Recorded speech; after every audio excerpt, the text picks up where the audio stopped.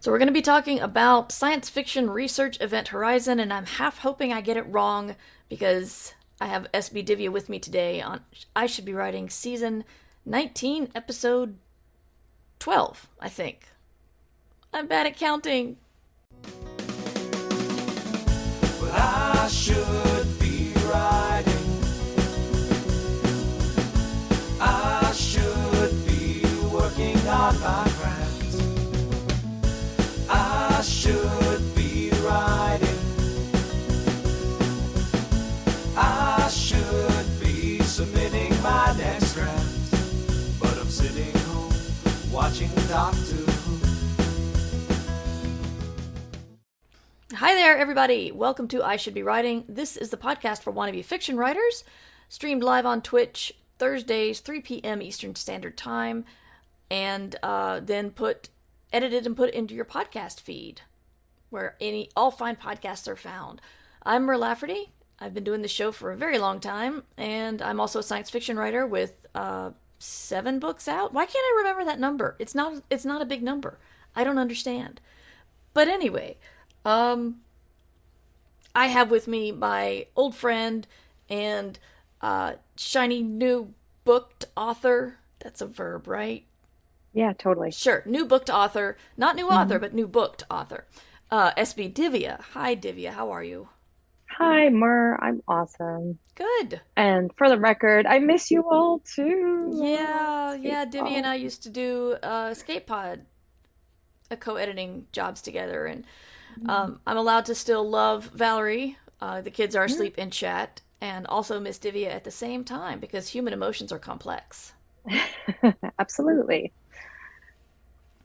But yeah, we're going to be talking about your new book and research and new authors and all that kind of thing. But first, we need to talk about what we've been up to.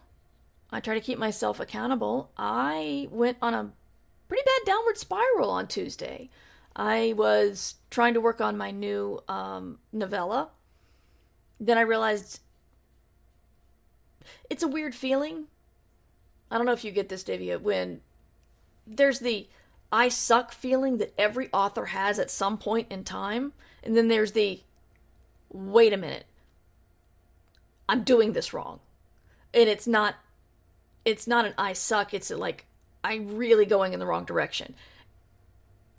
And sometimes it's hard to realize which emotion is in which camp. And I think on Tuesday, I was feeling the I suck, but then I realized that I was at least right that I was going in the wrong direction. So I kind of did a lot of refocusing.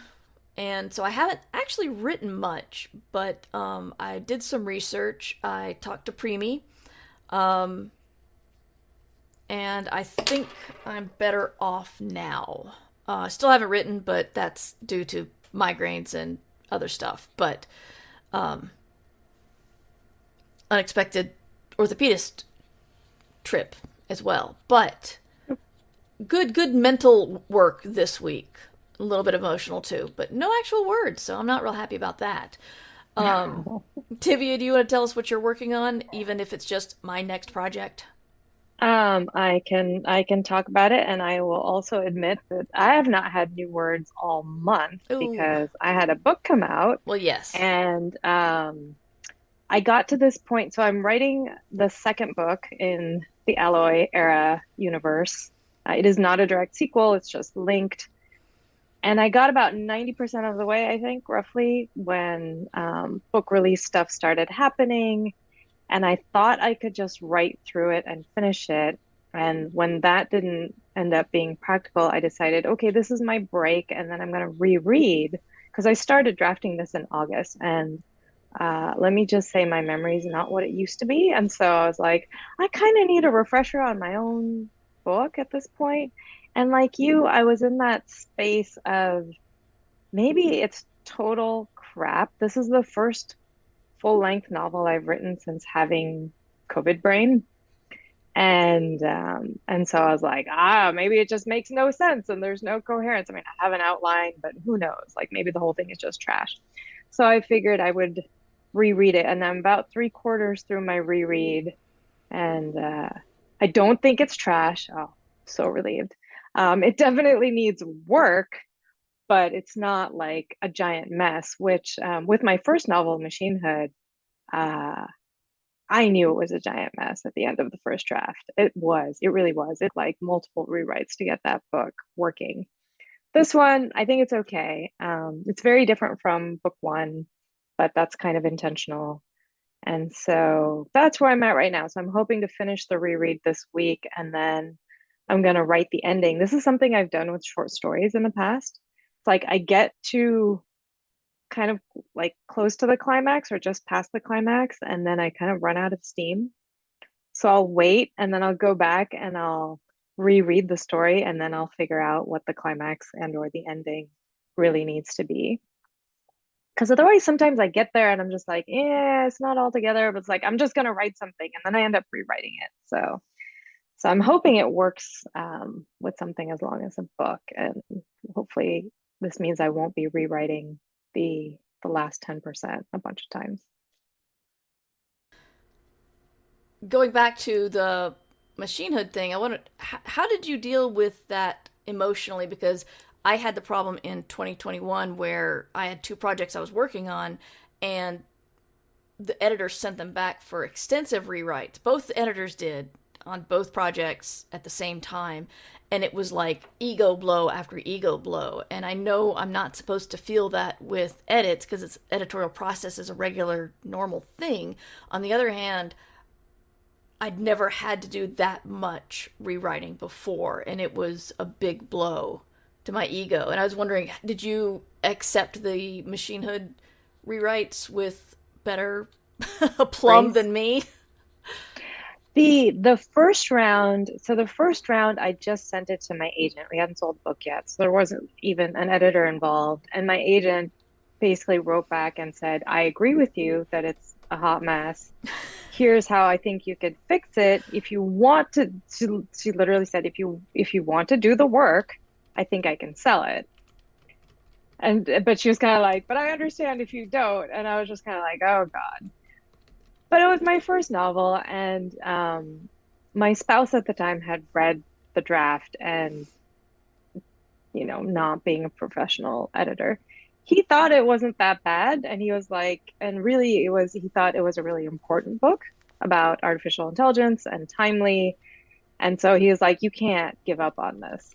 It's too good. So I grit my teeth, and I spent, gosh, almost a year revising it. Went back, I went to beta readers and everything before I sent it back to my agent. And then she wrote back and she was like, yeah, so you fixed a lot of stuff, but it still needs, these 8 paragraphs worth of things. And I was like, that was when it hit me harder because I thought I really wanted to be done that time. Mm-hmm. And I was like, oh God, no, I'm so sick of this book. The last thing I want to do is write it again. Um, Yeah. so no, I mean, I don't think I ever take an edit letter with grace when it first arrives because everybody wants the dream of it's beautiful and perfect and you just have to fix these 5 paragraphs and we're good to go, You like that's what we misspelled want to hear. it once. You put an apostrophe in a wrong place. People make Uh, mistakes. yeah, Otherwise, it's that's perfection. fine. Exactly. Like your genius shines through and Mm-hmm. off we go, to print. And never the case, No. when 8 pages of notes land on your virtual desktop and then you want to cry. And that always take a few days to just process that grief, Mm-hmm. Oh, yeah. and breathe through it and recognize that now at least I'm like, I've been through it enough times that I'm like, okay, I know how this goes. Mm-hmm. Kind of like, not to be gross, but it's kind of like a menstrual cycle. Like you know that Mm-hmm. you have to just go through those stages and then you'll come out eventually with a book. That which is not related to the menstrual cycle. Which is not, Right. yes, no. I mean, there might be somebody out there who produces excellent works of fiction. This sounds like a Connie Willis short story, doesn't it? Yeah. Yeah.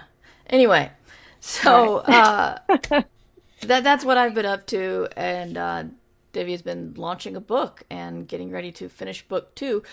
We're going to talk about good news. If anybody has any good news to share in the chat, and if you're listening to this later on the feed and you have some good news you want to share, please email me at mightymer@gmail.com, and we will list it on the next live stream. And remember that rejections count as good news because it means you're a working writer. And it sucks, but you're doing what other writers who are too afraid to do it, you're doing what they're not. So you're closer than you would be if you weren't submitting. Or if you want to be like all fancy like Wayne Gretzky, you miss 100% of the shots you don't take. But he's probably trademarked that by now, and I just did a violation. But anyway, one new rejection for Gwenega. Congratulations. Yay. Well done. And the rejection count goes up. We're at 27 now. I'm sorry, we have a moment in chat. Rudinell says, just be nice when talking about AI today, or you'll make your PC mad at you. An uncle of mine is convinced that's why he has so many PC problems. He's always griping about technology. He's convinced his PC is listening and making his life miserable. Okie dokie. Things are definitely listening now. That's much is true. True.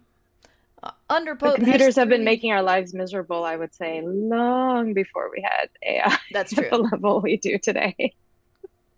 Congratulations to Underpote for 3 rejections since last week. Awesome. Well done. And, so yeah, and, if you've got other kinds of good news, we'll hear that too. Would love to. Just, try to remind people every week that rejections do count. And we do like that rejection number to go up. We are now at 30. Yeah, I know people who will celebrate when they hit certain rejection numbers. Because why not? I celebrate Yeah. them all. Because Yeah. it at least means I'm trying. Considering how often I talk myself out of doing something neat, just the fact if I try and fail, I've discovered that the rejection feels better than the what if at this stage in my life. Yeah. So, I tried for a podcasting grant last summer before, I can't remember. Anyway, and it was like for mid-career podcasters, like you're supposed to have lots of experience and then this will help you get to the next level, etc. And I thought, that's perfect for me. Here we go. And I didn't get it, but I had that feeling of, well, I tried. I did the best I could. And if I hadn't, I would wonder all the time. So that's what I tell myself anyway. Yeah. I mean, there's the other saying, right? Can't win the lottery if you don't buy a ticket. Yeah. Favorite way I've heard it is a person who has never failed has never tried. Applies to just about everything. Yes, true.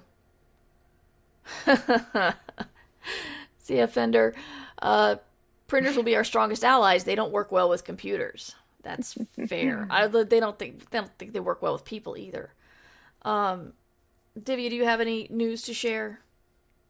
Well, I have this book that just came out. Well, that's a good segue to our next section. That's my yes. big news right now. Yes, tell us about when I got the book for the blurb, of course, I saw it on my Kindle, which is a Kindle Paperwhite, which is black and white. And so I did not know how gorgeous the cover would be. Please hold it up again. Thank you. Yeah, you don't need to see my face. See the awesome book. Yes. So tell us about MERU. Well, so MERU and this cover image is from a planet that is the first discovered about 1,000 years from now that is mostly hospitable to human beings relative to pretty much every other planet we'd come across till that point in terms of atmosphere, climate, and terrain.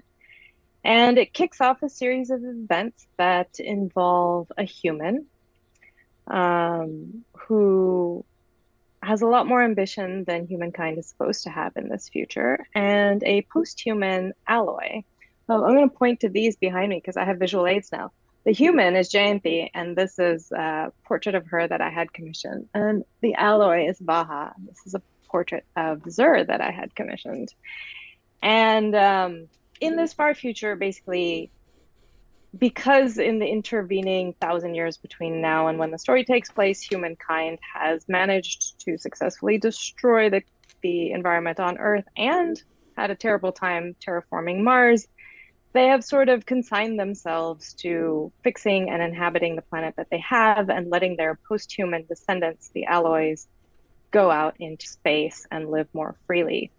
So when this planet is discovered, Jayanthi and some others kick off a movement to see if humankind can be allowed to have a second home. And that is basically the rest of the story. But tell how they travel. Oh, all right. Yeah, so in the book blurb they talk about a human woman and her alloy pilot, and it makes it sound, when we hear the word pilot, we think of a person sitting in a craft and steering it. This is the alloy pilot, and their body is the craft. So there is no spaceship in this world. It's ginormous, 150 meters long person who has special organs within person of persons. There's a whole class of alloy pilots who are able to ferry smaller alloys and human beings inside of themselves in specialized genetically engineered organs. And I invented some new physics for this world, yes. So MERU and I were talking before, but before I studied computational neuroscience and artificial intelligence, I actually started in astrophysics because that was my thing. So it was fun to think about dark matter and dark energy and why the universe is accelerating in its expansion. And I thought, what if there's a fifth force, fifth fundamental force, and we can genetically engineer people to harness that as energy for space travel. So your body, needs only the fuel of food, and in the case of alloys, sunlight, and they harness this new field to travel through space. So that's pretty cool. I really, it's taken me far too long to realize this about myself, but one of my favorite things, either reading or writing about science fiction, is taking the grand, huge concepts and putting them into the real life application. And I remember there's a scene discussing the concept of privacy when you realize when you have your private moments getting dressed or doing hygiene, you don't realize that what if your house had eyes? Would you be comfortable with that? And you actually do address that. And I thought that was a nice touch in taking the alien and making it at least understandable to the 21st century reader. Right. Relatable. Yes. Yeah, there's a lot in this book that challenges the reader. And I think there's certain types of science fiction readers who love that, who love being in a place that's very, very strange. Yeah. And having to kind of learn about it and get comfortable with it. There have definitely been some readers who have hated it too, and who are just like, too much world building, too weird, so many words I don't understand, and they DNF. Too many words in this book. Come on. Yeah, and because I've created a whole new set of terminology. I was very intentional though. I wanted 1,000 years from now to feel strange. I wanted alloys and post-humans to feel strange. And you have a human perspective on it from Jayanthi, but even for her, like, a lot of it is just, that's just life and how it is. And so the reader does definitely get thrown into the deep end from chapter 1, and you're gonna take you a bit to learn how to swim. Yeah. But hopefully it's worth the effort. Hey, they let Gene Wolfe do it. They should let you do it. Yeah, I was thinking a near more recent example is Nine Fox Gambit, Yoon Ha Lee's novel, Hmm. which, I know a lot of people bailed out in chapter one because they were just like, I do not understand what is happening. But if you persist, it's so worth it. Yeah, that was a challenging book for me, I will admit. Um, but yeah, I love the fact that you made up your own physics because that takes me to our main topic, which is I am not a scientist. I'm a science fiction writer. I read a lot of science fiction. I read layman's I read science translated for layman uh, research, but I am not a scientist. And what's funny is with Six Wakes, I heavily researched some space travel concepts and didn't care about the cloning at all. I just hand waved that crap. Just hand wave like decorating the Charlie Brown Christmas tree. Um, and the one bad review I got, they commented on how crappy the space travel research was. Didn't even mention the cloning. And I'm like, what do you want from me? I talked to astrophysicists about that. I'm like, is this concept workable? But no. And I think one of the problems for new authors, especially in genre, is how much research do I do? Because a lot of times research can turn into a form of procrastination. You can tell yourself, oh, I can't start until I understand this concept or that concept. And so, knowing the history you and I have had, Divya and I worked very well together. We may not have with these two bits of our history, but I'm not a scientist. Divya is, and so we would often come at stories from different angles. And I think that worked together really well for us instead of Me too. us disagreeing on a lot of them. Although Divya, I don't even remember what story it was, but Divya did say, I want this story and I will fight you. Um, so I don't remember what it was anymore either, but yes, yeah. And I occasionally liked we it, had so that those. was good. It didn't have to fight. But with science is your background, how do you approach research and how do you know when is enough? Or when is at least enough to start writing? Right. Those are excellent, excellent questions. I mean, I have definitely the event horizon problem where if I'm not careful, I can lose days and days and days just to researching various aspects of the science because I love the topic and I love reading about it and I love thinking about it. And but at some point, you have to write the story. So Darn it. the way I generally approach it is um, I have kind of sort of I guess, an ongoing research process Mm-hmm. where I have a few newsletters I subscribe to. So they land in my email box. So every morning I will skim through them and see what's interesting and, give myself a certain amount of time to follow the links and read the articles, at least some portion of the articles, just to kind of keep tabs on what's happening in technology and science at the forefronts of both. So there's always kind of, I guess, background fodder in my head. And when it comes time to writing the story, I try to be story and character centric. So it's like, what is the story I want to tell? And who are the characters and what are their stories in this world? And then I try to think creatively of how do I shape the world around these things in a way that makes sense. I like my science to make sense if I'm writing science fiction. It is definitely sciencey science fiction. It doesn't have to be, but I enjoy it, so I take that route. So, for example, with space travel in Meru, right? I knew that the central conflict was between these humans and post-humans and a certain element of humanity wanting to go to this other planet with themes of environmentalism, etc. So I started thinking, well, if this society is one where they want to do the least harm to everything in the universe, they're not going to want nuclear fuel. They're not going to want to be mining asteroids and destroying planets, on the way to exploring space. So what do we have that's clean energy, right? We can split we can split water into hydrogen and oxygen, and we can have sunlight.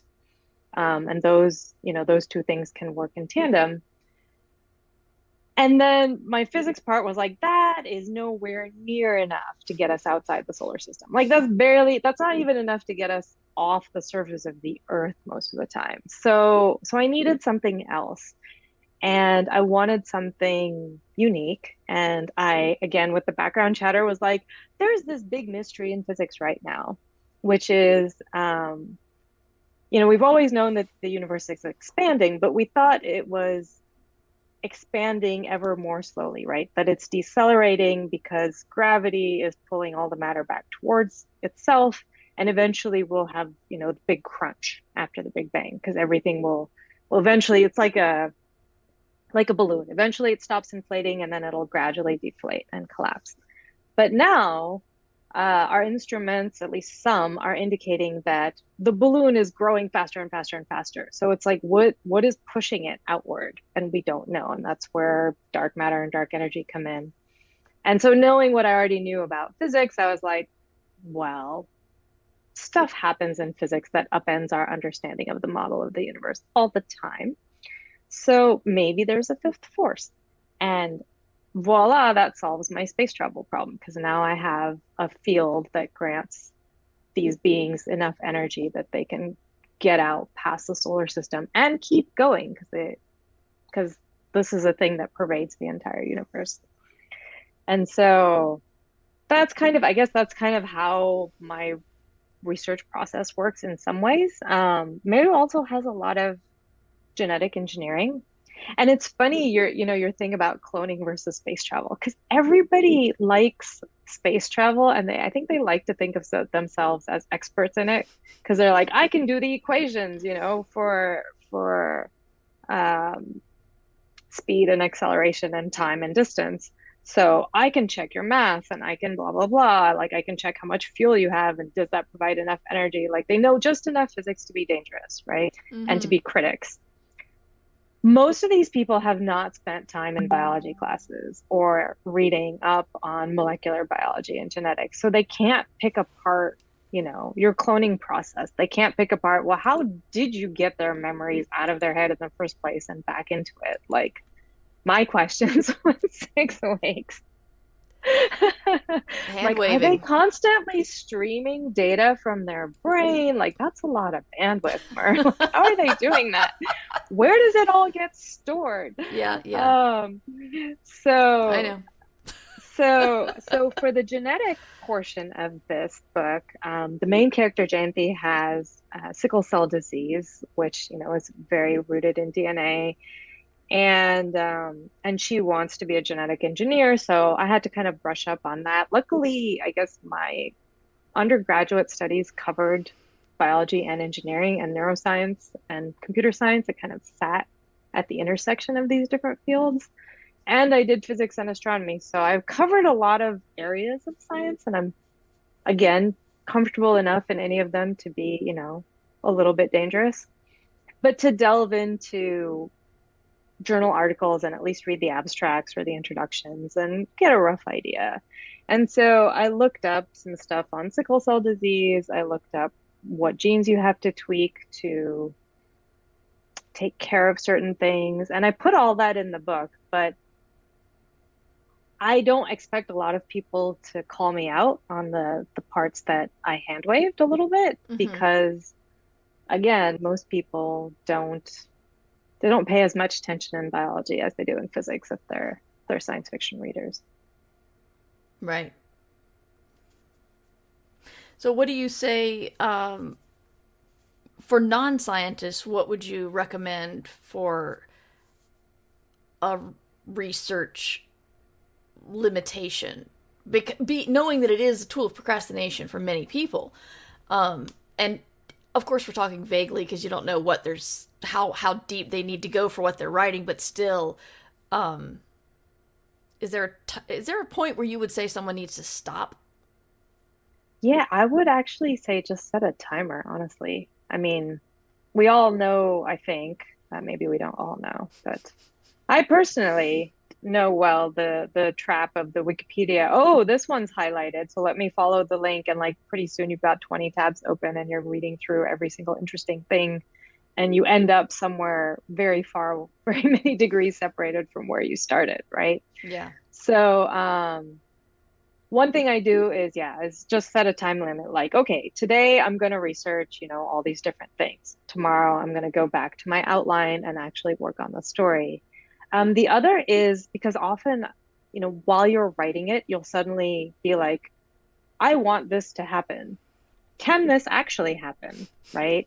Yeah. Or not even directly with science, but like even with settings. Like I have this set in a real place. I wonder if the buildings actually look like they do in my head. I will often put like a bracketed placeholder and just put check this in all capital letters so I can go back and find it later. So that I can keep with the flow of the writing. And then if I go back and research and realize that no, it can't work this way, then, on revision, I can go back and fix it. Because usually, again, I want the science and the technology to serve the story, not the other way around. I'm not writing a nonfiction book. So you can always find a way, is my opinion, to make the technology or the science go in the direction that you want. You just have to find something plausible. And so it's more important, I think, to get the story down and then go back and fix the details later. And then, of course, there's the just outsource it. Like you said, call up an expert and spend, half an hour to an hour talking to them about it. In the book I'm writing right now, there's a lot of sailing around the ocean on Earth. And I don't know anything about sailing. I have been on a sailboat twice in my life. And so I talked to a couple of people who are sailing enthusiasts, and that was really fun. And it keeps you automatically time limited because you're taking up someone else's time for free. And so you don't want to have them, even if they're enthusiastic, you don't want to take up half their day. So, the conversation ends at a certain point. You have your notes and you go from there. Yeah. And that's a great point. I've found that people like to talk. So when I started I Should Be Writing, I was worried that I couldn't get any authors to talk to me because, well, who knew what a podcast was at the time? I was a nobody doing a writing show. But then I found out that authors like to talk about themselves, like most people. And, I had, I think, one person turn me down for a reason other than I can't fit it into my schedule. But it's and people love the idea that they're being interviewed for their expertise on a subject that they're obviously passionate about. And you just got to remember to put them in your acknowledgments. So, yeah, I contacted a friend of mine whose spouse does metalworking for a small bit of Station Eternity because I needed to know all about gold melting. And so I talked to an expert about that specifically because I wanted that to be correct. But yeah, talking to experts is good. It's like Ursula Vernon has like every weird scientist in the world on her Twitter. And so she'll just like call out there, like, I forget what frog biologists are called, but she knows the word and she'll just yell at, hey, anybody here, any of you frog people, only she says it more scientifically, know about X, and like she'll get 17 replies, and it just they're out there. You can find them without a lot of trouble. Herpetologist, yes. Thank you, Valerie. Yes, for sure. And if you don't have them conveniently on your Twitter feed, academics especially, I have found that if you find papers or articles about them, they are all very, very publicly listed on their university's web pages, and they are very happy usually for you to email them and be like, can you tell me about your expertise? And they'll just be like, yes, please. Yeah, you just need to, I'd think this was common sense, but just in case, say who you are, say you're working on a book, say you would like to talk to them about these things and say how much time you're expecting to ask of them. And then if they're decent people and not too stressed out, they should probably say yes. Mm-hmm. We're getting Generally some speaking. questions in chat. Preemie wants to know, is there a favorite piece of research or something really interesting that you found and put into the book? Yes, I'm going to read it out of the book just to make sure I get it right because it's a rare human condition called genome-wide uniparental disomy. And this is such a fascinating thing to me when I learned about it. I don't even remember. I'm trying to remember how I came across it. And I think oh, that's right. I was trying to figure out whether you could use, whether you could take a human female XX chromosome and use it to produce sperm. Like, because sperms come in XX and XY, right? So I'm like, there should be, assuming you can generate sperm out of soup, you should be able to drop in XX girl chromosomes into the sperm. So I thought at that point, like I wanted a woman to be able to, create sperm from her own chromosomes, not from her body, just from her DNA. And so I came across this phenomenon that it actually happens in nature where normally, typically, sperm meets eggs and you get half your genes from your mom and half your genes from your dad. But in uniparental disomy, this funny thing happens where, and it mostly happens to female children, where they end up getting almost all their genes from the father and very little comes across from the mother. And I just thought it was a phenomenon I had never heard of, right? Like you don't get this in high school or even college biology typically, where they're like, sometimes this very rare thing happens where 90% of your DNA comes from one parent instead of 50-50. There's so many things in nature and biology like that I find just fascinating. The stuff that's uncommon but totally realistic. And if you put it into a science fiction story without explaining it, people are going to assume you're BSing the whole thing, right? They're like, this Yes. could never, like, what are you talking about? Like, it's always 50-50, right? Just like there's males and there's females. There's only ever XX and XY. It's also not true. Yeah. You can get XXY, you can get all kinds of interesting combinations. So similarly with this, I put the actual term in there in case some, 1 in a million reader is like, I'm a geneticist and I don't know, and I'm a geneticist and I don't believe this could ever happen. I can be like, you can Google that for yourself. It's a real thing. And then disappear hopefully down the rabbit hole of like really interesting things that can happen shortly after conception. Wow. Starvin wants to know from both of us, what's your intuition, for balancing hand wave versus getting the science right? What are you shooting for? I'll let you take that one first. Yeah, it's tough. And I often tell people, especially if you're not deep into the science, that less is more, because the more detail you put in there without being 100% sure of it, the more likely you are to get something wrong and have a reader with expertise be dropped out of the story because they spot your fatal flaw, right? Just like what I was talking about. Somebody's going to sit there and be like, that's not possible. Like, what garbage, right? And there goes suspension of disbelief, and then they're not in the moment anymore. So sometimes it's better just to be like, we have this widget 1,000 years from now and it does this. And like, just don't even go into why it works, let the reader figure it out if they happen to have knowledge in that domain.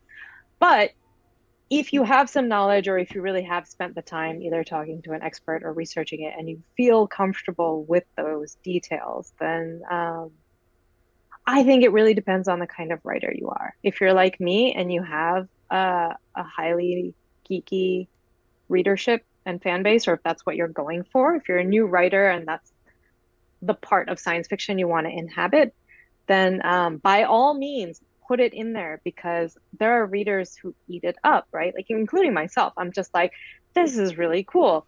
I'm going to go look this up after I put this book down and find out more about the actual science or technology behind this, to think about it more and think about how you could actually build something like this, or whether it's plausible. So where you choose to draw the line, I think, is very personal on one hand, and also circumstantial on the other hand. Yeah. I think the it's been described as sort of an iceberg, where if you choose the right thing to show you did a little bit of research, they'll assume you did all the rest of the research and take what you're giving them as rote. This is like the kind of thing, I mean, we joke about it, but it's true. There are gun enthusiasts who will be completely thrown out of your story if you miss a reference to the proper caliber or the proper gun or something gun oriented. I don't even know. I don't know guns. But if I wanted to do guns in my story and I wanted to make it realistic, I would need to get at least, the caliber right and the name right and all of that, or else someone would speak up. But if I got the caliber right and didn't really talk much about the rest of the gun, the average person might just think that, well, she knows what she's talking about because she got this one thing right. So it's a trick to find out what that one thing could be. But if you there are times when if you get one thing right, people will believe you on the rest of them. And I guess that's also a good advice on how to lie, but I don't want to encourage people to do that. That's what we do. We're professional liars. That is fair. Rudinell says that's how 99% of Star Trek tech happened. The fans invented it after Roddenberry said that's just how it is because we got half an hour. The people who know how things work will figure it out for you. Interesting. I did not know that. And sometimes, I don't know, I feel embarrassed saying this, but I'll be honest. Sometimes it's just, I need X to happen in a story, so let me figure out what I can cobble together from this research to make it sound plausible. And that I'm not a scientist. That's the non-scientific way of looking at it. But we accept FTL technology and non-carbon based life forms, and so we will expand our suspension of disbelief a lot in science fiction. You just need to know what to give people what to give them that they can anchor to and hold their belief. I think my metaphor got messed up there, but anyway. Oh, that's fair. And I think it depends on the type of science fiction you're trying to write and, the type of readership you are trying to please in a way, right? Because yes. I love Star Wars. Yeah. There's a whole lot of Star Wars that doesn't make any sense, right? Yeah. Midichlorians notwithstanding, like that's a perfect example of like over-explaining, right? The Force was much better before we started talking about midichlorians. Because everybody, people will always bring their own biases into a story, and we often talk about bias as a negative thing. But in this case, they explained for themselves what the Force is, whether it's God, whether it's some, universal pantheistic thing, whether it's a new type of physics. So you could let people bring their biases to the story and kind of fill in the blanks for themselves in a way that satisfied them. Mm-hmm. They didn't have to think more about it. You bring midichlorians into it, and especially if you're trying to retcon it, and everyone gets mad because they've already explained it for themselves. And so they're like, no, don't change the story, right? And I've written far future stuff where I don't try to explain anything, especially if it's like short story or flash length, right? It's like, people are sending their brainwaves across space. I'm not going to get into the details of how they did it. They just did it. And that can be fine because ultimately, if you make the story compelling enough, everyone just wants to know what's going to happen to the characters. Mm-hmm. And so they will let you handwave a lot. I forget where I read that somebody was saying that, their goal as a genre writer, especially a science fiction writer, is to make the story so compelling that you don't see the plot holes until well after you've finished reading the story or the book. Like days later, you might be like, that doesn't make any sense. But when you're in it, you're so caught up in it that you gloss right over all these things. And that's always been my goal too. Mm-hmm. Oh yeah, I mean, there are some plot holes in some major bestsellers, but no one cares because they're written in a way that just keep people reading. Right. Um, there's talk of of being correct in the gun caliber. The bullet caliber is helpful to keep to. I'll just read it. Sorry, being something of a history buff about guns, says Ian. Making sure the caliber is right will go a long way. Thank you. Yeah, again, this is also why I too write softer science fiction, because frankly, my eyes tend to glaze over on the books that are super heavy with their sci-fi explanations. And I know there are people who love that stuff, but I don't. But what I love about yours is you very clearly wrote character first. So even as you're explaining all of the weird far future, not even far future, but future, post-human things, is you did it from the point of view of people that you've already made us care about. And so framed in that way, it kept me reading. So Yeah. can you explain how to go about making it character specific when you're doing, for want of a better word, these info dumps? Yeah. I mean, I think the best way is to remember why you're writing the story. That it's, assuming that it's about a person and not about the idea. If you want to write about an idea, you can write an essay or a blog post. Mm-hmm. But ultimately, you're writing a story, which usually is about one or more people. And so I try to be pretty ruthless in pruning out information that's not relevant to the story. Even I come across so much cool research that never makes it into the book, Mm-hmm. right? And I don't try to work everything in just because it's cool. Like I could, but I generally try to keep things lean in that sense and try to keep the focus on the person. And the other thing, I don't know, I find um, delivering the information, right? There's always multiple ways of doing it, but if you're doing it from the perspective of the character and why the character is motivated to know this in the first place, then hopefully, again, if the reader cares about the character, they will also be vested along with the character in learning about some of these things. And so that's one way to kind of deliver information is via the motive. Mm-hmm. The other, though, I mean, like you said, there are books and there are certain authors who have such massive followings of people who, especially in science fiction, I think, but even like thrillers, I'm thinking like the Tom Clancy fans, right? Who Mm-hmm. just, they are there for pages and pages of information about a particular type of vehicle or, whatever, right? Um, so sometimes that can be your brand. Like if that's your thing and that's what Mm-hmm. you love, then do it.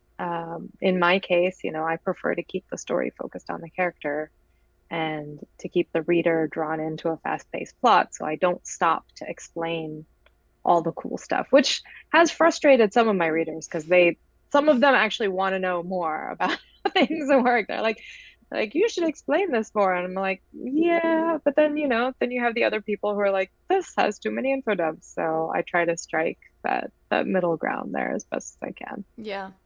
But I think sometimes you need to accept that there may be hand waving going on.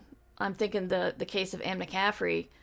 It's like once she got into the actual science behind the dragons, people are just like, that doesn't make sense. And then she wandered into the minefield of green dragon sexuality, or the sexuality of green dragon riders, which just went just bad places. You can Google it if you want, but it's like you could have just left it. It's the further she thought she was trying to explain, and really she was just kind of digging a hole. Like how can they keep those massive dragons alive? There aren't that many sheep in the world, and yeah. So yes, and I think this is why fantasy is always more popular than science fiction, because you're allowed to, in fantasy, you're not just allowed, you're expected to kind of turn that part of your brain off, because magic, right? Like that's the end of it. Yeah. We don't need to think about it any more than because magic. And so we can make up whatever rules we want because magic. You just have to follow the rules. Yeah, you just have to follow the rules. Yeah. Well, I have taken an hour of your time, Divya. Is there anything else you want to tell our viewers or listeners, or bring up? Anything I didn't ask? Oh, anything you didn't ask on this particular topic? No, just any topic. Of research holes? No, research your book, anything you want to talk about? I will say that I'm currently doing a giveaway of signed art cards, like 4x9 art cards, which I don't have handy to show, of these two amazing people and their artwork.